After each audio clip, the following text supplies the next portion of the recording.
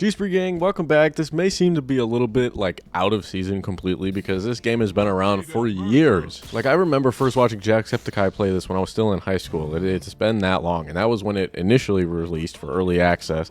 I don't remember when it came out of early access. We're in version 1.6 now, but even I've owned this game for like 5 years now, so I figured it would finally be time to make a video on it. And I was checking through my library, seeing what kind of roguelikes could I bring to the table, what could I kind of talk about. And Clone Drone in the Danger Zone is not exactly a roguelike. Now, if you do look for it, it does have on the Steam page a roguelike tag, but it's not in part of the initial like descriptor tags, like the first like 5. So you'll have to bear with me here. I'm not reaching for anything. I'm not trying to reach for something and be like, oh, this isn't a roguelike, by the way, because it obviously is. I'm analyzing it as a roguelike because there's roguelike aspects to it, which makes the game a roguelike. It's gonna be tagged with something further on down the line, and yeah, it's part of the genre. I don't care. I just needed a little something to talk about to give me an extra buffer week because I'm working on a couple video projects that are just, it needs more time than just a weekend. So I still hope you enjoy just me yammering on about some random ass game, because I absolutely love just talking about games that I haven't played in a while. Then, you know, it reattaches me to that game and I play, you know, 10 hours in a week. That's an incredible exaggeration. But Clone Drone in the Danger Zone is now something that I can look at and say, oh my gosh, there's been an update recently. It's got co-op now.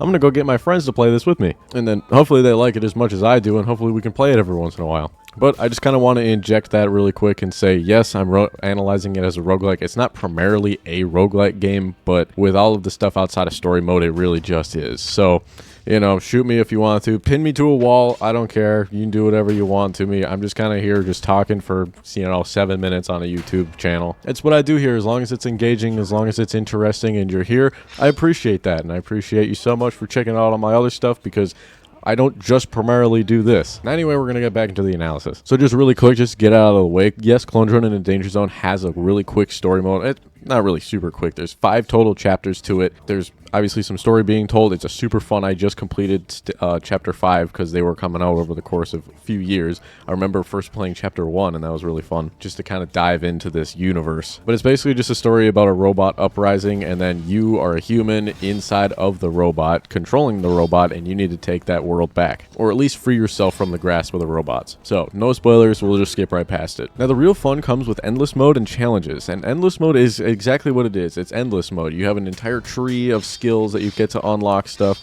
different weapons, and then I don't know why I hold up all my hands, but you know, there's like 4 different weapons. There's a spear, hammer, sword, and a bow and arrow. And then you can also kick, and like get a jetpack, boost for longer, shoot more arrows, stuff like that. And each weapon has their own little skill tree with different, you know, upgrades that they get to unlock. Mainly fire is a huge one. It just imbues the weapon with fire, and then whenever you hit with, you know, the spear, the fire will spread from the source for a little bit. It's very powerful. It's very fun. And if you upgrade your energy enough, you get to unlock breathing fire, just flat out breathing fire. And this is where it makes just a super simple roguelike. You know, you start your endless run, you go through your endless run, and you just try to get as far as you can, really. There's different tiers, so it ranks up from, you know, bronze, silver, gold, platinum, diamond, titanium, stuff like that. And obviously, as you get further into the stage, there's more difficult enemies and higher armor enemies. You do want those extra lives if you want to actually be able to, you know, die, give yourself a little bit of leeway, because you never know what's going to happen, because there are also environmental traps that will kill you. But I guess anything with an endless feature can just be considered a roguelike immediately, because it is just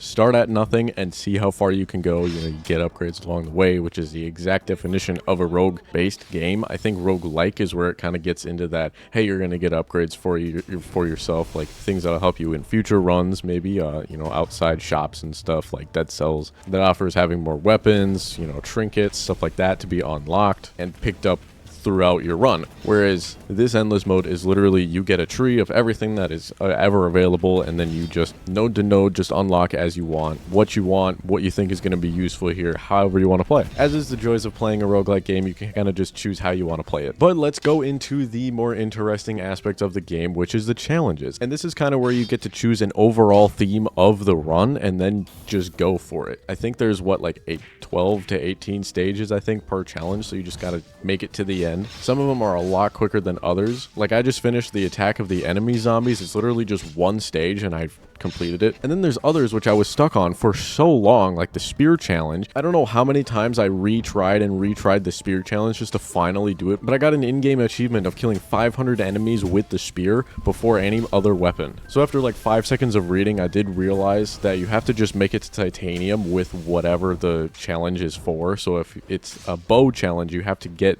to titanium with the bow. If you're doing the infernal challenge, you have to beat X amount of levels while just you're setting stuff on fire. Now, some of these challenges are introducing different mechanics, like the frontal laser, setting everything on fire, mainly yourself, because it's just everything is on fire. The abilities to swap bodies with the robot that kills you, so it's a mind transfer challenge, which comes in later in the story. There's a challenge where you get some allies to help you out. There's a challenge that just randomly upgrades for you whenever you get an upgrade. There's a challenge to only kick, only bow, only spear, only hammer, only sword. And there's a challenge where you just have to get to titanium where every enemy has armor. So these challenges are really where the different, short paths, they're not very long, but they're short, fun, action-packed paths of this is what you're trying to do, this is how you get there, it's done. And then once you complete the challenge, you just get a little cute trophy that just sits on your shelves. Whenever you're in between stages, you can look to your right of the upgrade bot, and there's just shelves lined up with trophies. So at least you have something to take home and something to show off. But as for me, my trophy shelf is not quite full. I got 4 or 5 left to do, so I'm gonna go do that. Hope you guys enjoyed this video. Again, I know this isn't exactly what I wanted to do this week. There are videos in the works that